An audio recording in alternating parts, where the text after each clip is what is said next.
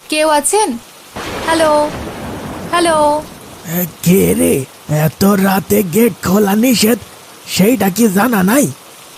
আসলে এত বৃষ্টি ছিল তাই রাস্তায় আটকে গিয়েছিলাম। আমি নতুন এসেছি এখানে। 601 নাম্বার রুমটায় আজকেই শিফট হব। না, সকালে আইসো, এখন কাউরে এন্ট্রি দেওয়া যাইব না। আমি এখন এত রাতে কোথায় যাব? এই শহরে আমার কেউ নেই। প্লিজ আমাকে আসতে দিন, আর কখনো দেরি করব না। আচ্ছা ঠিক আছে। ঋতু খুব কষ্টে নিজের জিনিসপত্রগুলো নিয়ে ভেতরে প্রবেশ করলো। 601। কত? কত বললে? 601। কেন, কোনো সমস্যা হলো নাকি? না মানে, না কিছু না। এই নাও চাবি। কোন দিকে আমার রুম? আপনি কি কষ্ট করে একটু দেখিয়ে দিতে পারবেন? না না না, আমি পারবো না, আমি ওইদিকে যাব না। এমন আচরণ দেখে ঋতু কিছুটা অবাক হলো। ও আচ্ছা, তাহলে আমাকে যদি বলে দেন রুমটা কোন দিকে, আমি তাহলে খুঁজে নেব। 3 তলার সিঁড়ি দিয়ে গিয়ে সবচেয়ে শেষের রুমটা। আচ্ছা। সে নিজের ভারী জিনিসপত্রগুলো নিয়ে রুমের দিকে চলল। দরজার সামনে আসতেই হঠাৎ সব লাইট বন্ধ হয়ে গেল। আরে লাইটের আবার কি হলো? শেষ পর্যন্ত ইলেকট্রিসিটিও চলে গেল। দরজা খুলতেই চারপাশে আলো জ্বলে উঠল, আর সেই আলোতে সে দেখতে পেল ভেতরে কেউ দাঁড়িয়ে আছে। ভয়ে চিৎকার করে উঠল সে। এমন সময় কয়েকটা ইঁদুর দৌড়ে পালালো। পাশের রুম থেকে একটি মেয়ে টর্চ হাতে বেরিয়ে আসলো। এই, কে রে তুই? তোর সাহস তো কম না, আমার রুমের পাশে এসে আমার ঘুমে বাধা দিস। সরি, আসলে হঠাৎ করে ইঁদুর দেখে। এই সময় আবার লাইটগুলো জ্বলে উঠল। তোকে তো নতুন মনে হচ্ছে এখানকার। কে তুই? কোন রুমে এসেছিস? আমি ঋতু, আজকেই আপনার পাশের রুমে শিফট হয়েছি। Nice to meet you. হাসি মুখে ঋতু হাত এগিয়ে দিল, কিন্তু মেয়েটি হাত বাড়ালো না। তুই এখনো এখানকার নিয়ম কানুন জানিস না, বুঝলি? কাল আমার সাথে দেখা করবি। বলেই চলে গেল সে। আজব তো, নতুন একটা মানুষের সাথে। আচ্ছা যাই হোক, আমি যাই, ভেতরে গিয়ে বিশ্রাম নিই। সে রুমের ভেতরে প্রবেশ করবে, এমন সময় সে বুঝতে পারল হায় রে কপাল, পায়েও ব্যথা পেলাম। কষ্ট করে সে ভেতরে চলে গেল। ভেতরে যেতেই দেখতে পেল সবকিছু এলোমেলো এবং দেয়ালে বিভিন্ন রকম পেন্সিল দিয়ে আঁকাআঁকি করা। প্রচণ্ড ময়লা চারপাশটাই। ইস, এখন তো মনে হচ্ছে সব পরিষ্কার করা ছাড়া বিশ্রাম নেওয়াটারও উপায় নেই। কি একটা অবস্থা হয়ে আছে এখানে। ঋতু পরিষ্কারের কাজে লেগে গেল। ঘড়িতে তখন রাত 2টো। বাইরে এখনো বৃষ্টি হয়েই যাচ্ছে। সবকিছু পরিষ্কার করে ফেলেছে সে। তারপর শুয়ে পড়ল বিছানায়। কখন যে ঘুমিয়ে পড়ল জানা নেই।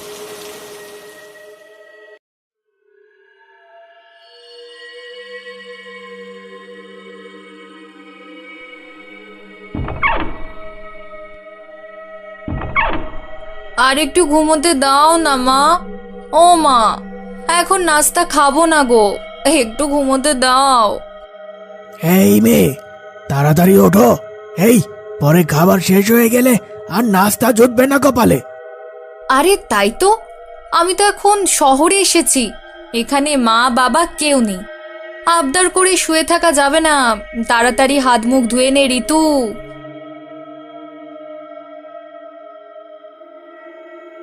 এত বেলা পর্যন্ত ঘুমিয়ে থাকলে চলবে? নিয়ম কানুন বলেও তো কিছু আছে নাকি? সরি, আসলে রুমটা এত নোংরা ছিল, গত রাতে আমি। কোনো কথা শুনতে চাই না, তাড়াতাড়ি নিচে আসো, নাস্তা খেয়ে নাও, নইলে উপোস থাকো বাপু, আমার কি। ঋতু নিচে চলে আসলো। টেবিলে সাজানো আছে খাবার। সে একটি রুটি নিতে যাবে, এমন সময় একটি মেয়ে তাকে ধাক্কা দিল। আরে, তুই গত রাতের মেয়েটা না, আমার পাশের রুমের? হ্যাঁ, আপনার নামটা? আমাকে ম্যাডাম বলে ডাকবি, ম্যাডামই হচ্ছে আমার নাম। পাশে থাকা মেয়েগুলো খিলখিল করে হাসতে লাগলো।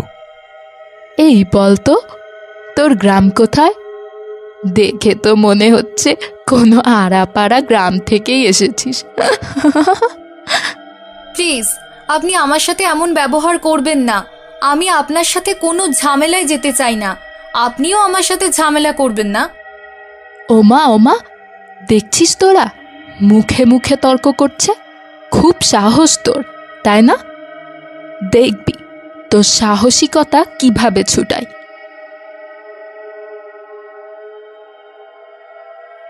কিন্তু আমি তো এখনো নাস্তা করতে পারিনি। তাতে আমাদের কি? ক্লাস শেষ করার পর আবার সেই মেয়েটির সাথে দেখা হলো। এই গে অভূত, আজকে যেই অ্যাসাইনমেন্টের কথা বলেছে, তোরটার সাথে আমারটাও করে আনিস। মানে? মানে আবার কি? এখানে পড়তে হলে, হোস্টেলে থাকতে হলে আমি যা বলি তোকে করতে হবে। সুমির দেয়া খাতাটা হাতে নিয়ে তাকিয়ে রইল সে। মনে মনে কিছুটা আফসোস করে ক্লান্ত পায়ে এগিয়ে চলল হোস্টেলের দিকে। এসে থেকেই কিছু ভালো কাটছে না। আমি গ্রাম থেকে এসেছি বলে আমার সাথে এমন করবে? নিজের কাজেরই শেষ নেই, সেখানে এখন ওদের হোম টাস্কটাও আমাকে করতে হবে। মনে এটা সেটা ভাবতে ভাবতে একটা চলন্ত গাড়ির সামনে এসে পড়ল ঋতু। যখন গাড়িটা তাকে চাপা দেবে, এমন সময় একটা হাত তাকে টেনে সরিয়ে নেয় সেখান থেকে। কিন্তু মানুষ জড়ো হতেই চোখের পলকে অদৃশ্য হয়ে গেছে সে। কে কে ছিল? কে বাঁচালো আমায়? আমি নিশ্চিত আমি কাউকে দেখেছিলাম যে আমাকে বাঁচিয়েছে। ঋতু তার রুমে বসে পড়াশোনা চালিয়ে যাচ্ছিল। এমন সময় দরজায় নক। সে দরজা খুলে দেখতে পেল কিছু মেয়ের সাথে দাঁড়িয়ে আছে সুমি। কি হলো তোমার এখানে? কিছু প্রয়োজন? গত 2 দিন থেকে আমাদের জামা কাপড় ধোয়া হয়নি। তাহলে আমি কি করব? কি বলছো তোমরা এসব? আমি পড়ালেখা করছি, আর এমনিতেও আমি কেনই বা তোমাদের কাজ করব? বলতে না বলতেই সুমি চুল টেনে ধরল ঋতুর। খুব সাহস হয়েছে, তাই না? আমার মুখের উপর তর্ক। আহ, উফ, ছাড়ো বলছে, লাগছে। তাড়াতাড়ি গিয়ে সব পরিষ্কার করে আন, নয়তো তোর খবর আছে। আচ্ছা ঠিক আছে ঠিক আছে, আমার চুল ছাড়ো। সুমি কাপড়গুলো ঋতুর গায়ে ছুঁড়ে মারে। কোনো উপায় না পেয়ে বাধ্য হয়ে সে কাপড়গুলো তুলে নিয়ে ভিতরে চলে যায়। বাথরুমে ঢুকে সাবানের উপর পা রাখতেই পিছলে পড়ে যেতে লাগলো সে। এমন সময় অদৃশ্য কেউ তাকে হাওয়ায় তুলে ধরল। কে? এখানে কে আছে? না, সবটা কোনোভাবেই আমার মনের সন্দেহ হতে পারে না। আমি নিশ্চিত এখানে আমাকে সাহায্য করার চেষ্টা করছে কেউ। কখনো গাড়ির অ্যাক্সিডেন্ট থেকে, কখনো বাথরুমে পড়ে যাওয়া থেকে। অবশ্যই কেউ আছে, কিন্তু কে সে? আরে, তুমি নতুন মেয়েটা না, 601 নাম্বার রুমের? জি। কবে এলে? কেমন কাটছে দিনকাল? গত রাতেই এসেছি।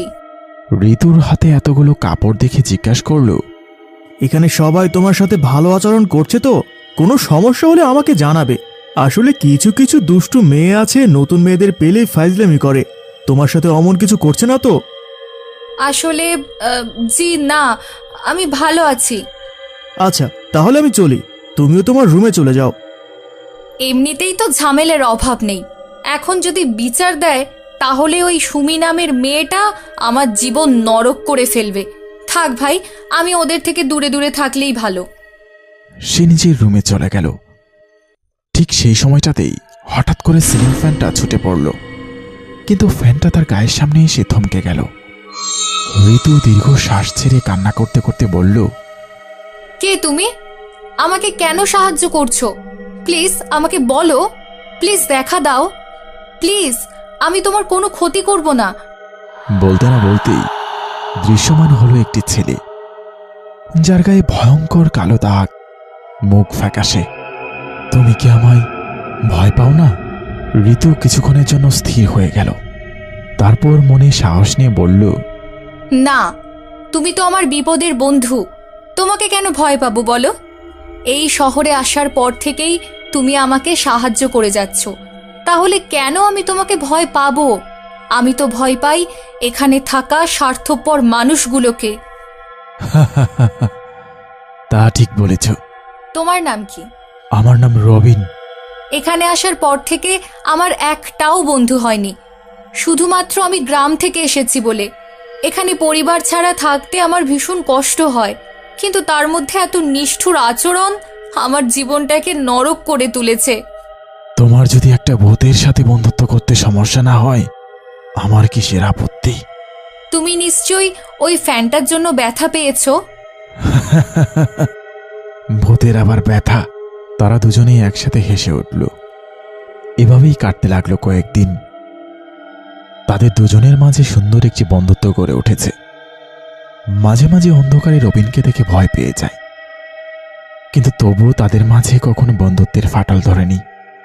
তুমি তো আমায় হার্ট অ্যাটাকে মেরে ফেলবে, আমি ভয় পেয়েছিলাম। কি করব? আমি তো আর দিনের আলো সামনে আসতে পারি না। কি হয়েছে তোমার? তুমি কাঁদছিলে কেন? আর কে? ওই সুমিটা আজ আমার গায়ে পানি ঢেলে দিয়েছিল, আমি ওর কাজ করব না বলেছি বলে।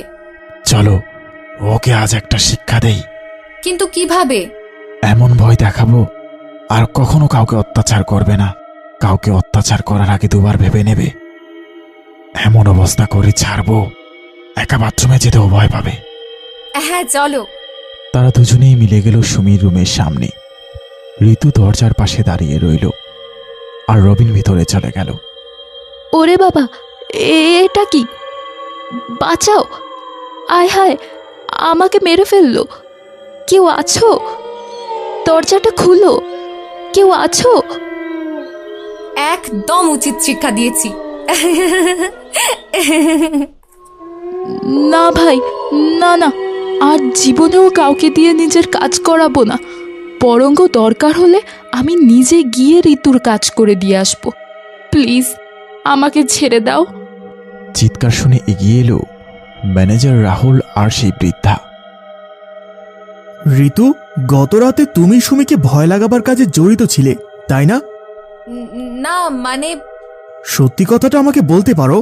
আমি মূলত আজ সেই কথা জানতে আসিনি। আমি এসেছি তুমি কিভাবে এটা করলে তা জানতে। মানে কিভাবে তুমি সুমিকে ভূতের ভয় দেখালে। স্যার, আপনি যদি কাউকে না বলেন তাহলে বলবো। ওকে। আসলে আমার একটা বন্ধু আছে, ভূত বন্ধু। কি? সত্যি কথা বলছি, ও আমাকে সাহায্য করেছিল গতকাল। ওর নাম কি রবিন? তোমার বন্ধুর নাম কি রবিন? আপনি কি করে জানেন? ঋতু, তুমি হয়তো জানো না, এই জায়গাটায় আগে ছেলেদের হোস্টেল ছিল। মারাত্মক র্যাগিং, মারামারি ছিল এখানকার নিত্যদিনের ঘটনা। কিন্তু একটা পর্যায়ে এর ফল আত্মহত্যা অবধি পৌঁছায়। তখনই জায়গাটা বন্ধ করে দেওয়া হয়েছিল। তারপর মেয়েদের এখানে বসবাসের ব্যবস্থা করা হয়েছিল। তোমার রুমটায় গত কয়েক বছর আগে রবিন নামের একটা ছেলে আত্মহত্যা করেছিল। আর তারপর থেকে ওই ছেলের আত্মা সম্পর্কে বিভিন্ন গুজব ছিল আমাদের হোস্টেলে। কিন্তু সময়ের সাথে সাথে মানুষ ওগুলো ভুলে গিয়েছিল। আর তাই তোমাকে আমরা ওই রুমটায় থাকার পারমিশন দিয়েছিলাম। ও, তার মানে রবিন আত্মহত্যা করেছিল? কিন্তু কেন? তা তো আমিও জানি না, তবে খুবই দুঃখের একটা জীবন পার করছিল ছেলেটা। কিন্তু যদি সত্যি রবিনের আত্মা এখনো এখানেই থেকে থাকে, তাহলে আমি বলবো মরার পরও রবিন শান্তি পেল না। কেন? কারণ মৃত্যুর পর কোনো আত্মা পৃথিবীতে ঘোরাঘুরি করে না ঋতু। যারা করে তারা দুর্ভাগ্যবান, দুঃখী। কি ব্যাপার? কেন ডাকলে আমায়? রবিন, তোমার সাথে কি হয়েছিল? কেন তুমি এখনো এখানেই পড়ে আছো? মানে তুমি কি এই পৃথিবী থেকে চলে যেতে পারছো না বলেই এখানে ঘোরাঘুরি করছো? হ্যাঁ ঋতু, আসলে আমার মৃত্যুর পর আমার আত্মাটা এখানে আটকা পড়ে যায়। আমার দেহটাকে ফেলে দেওয়া হয়েছে ময়লার ভাগাড়ে। কি? হ্যাঁ, ঠিক বলেছি। তুমি কেন আত্মহত্যা করেছিলে? না ঋতু, আমি আত্মহত্যা করিনি। আমাকে খুন করা হয়েছিল। ভার্সিটির কিছু স্টুডেন্ট মিলে আমাকে জোর করে অনৈতিক কাজে যুক্ত করতে চেয়েছিল, কিন্তু কিন্তু আমি তাদের কথায় রাজি হইনি। আমি তাদের কুকীর্তি ফাঁস করতে চেয়েছিলাম, তাই তারা আমাকে হত্যা করে আত্মহত্যার নাটক বলে চালিয়ে দেয়। তাহলে তোমার আত্মাকে মুক্ত করতে আমি কি করতে পারি রবিন? আমি জানি না ঋতু, শুধু এটুকু মনে আছে, আমাকে মারার পর আমার শরীরটা তারা ময়লায় ফেলে দিয়েছিল। আমি খুব প্রার্থনা করতাম, কেউ আমাকে সাহায্য করুক, আমি এই অভিশাপ থেকে মুক্তি পেতে চাই। কিন্তু একটা ভূতকে কে সাহায্য করবে? আমার উপস্থিতিতেই সবাই ভয় পেয়ে পালিয়েছে তো। না রবিন, তুমি ভুল করছো। অবশ্যই তুমি আমাকে সাহায্য করেছো, অনেক অনেক বড় সাহায্য করেছো। আমার মনে হচ্ছে সমস্যাটা তোমার মাঝে না, বরং সমস্যাটা আমার মধ্যে। মানে?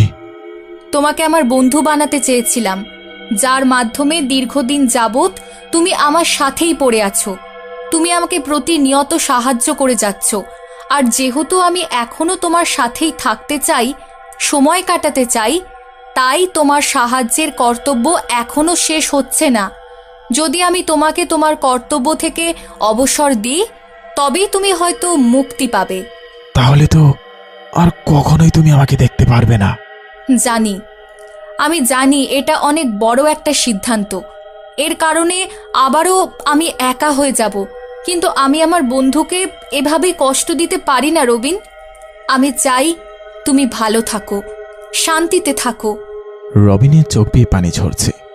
অনেক অনেক দিন আমরা একসাথে ছিলাম বন্ধু, কিন্তু আজ আমি আমাদের এই সম্পর্কের সমাপ্তি করতে চাই। তুমি আমার জন্য যত কিছু করেছো, সবটার জন্য ধন্যবাদ রবিন, অসংখ্য ধন্যবাদ। ঋতুর কথা শেষ হতে হতেই চারপাশ আলোকিত হয়ে উঠল। সে উপলব্ধি করতে পারল ধীরে ধীরে অদৃশ্য হয়ে যাচ্ছে রবিন। বিদায় বন্ধু, আমাকে মুক্তি দেওয়ার জন্য ধন্যবাদ। আমি চিরদিন তোমার কাছে কৃতজ্ঞ থাকব। ভালো থেকো রবিন, আবারও দেখা হবে আমাদের। ফাঁকা রুমটায় দাঁড়িয়ে রইল ঋতু, তার চোখ দিয়ে কান্না গড়িয়ে পড়তে লাগলো।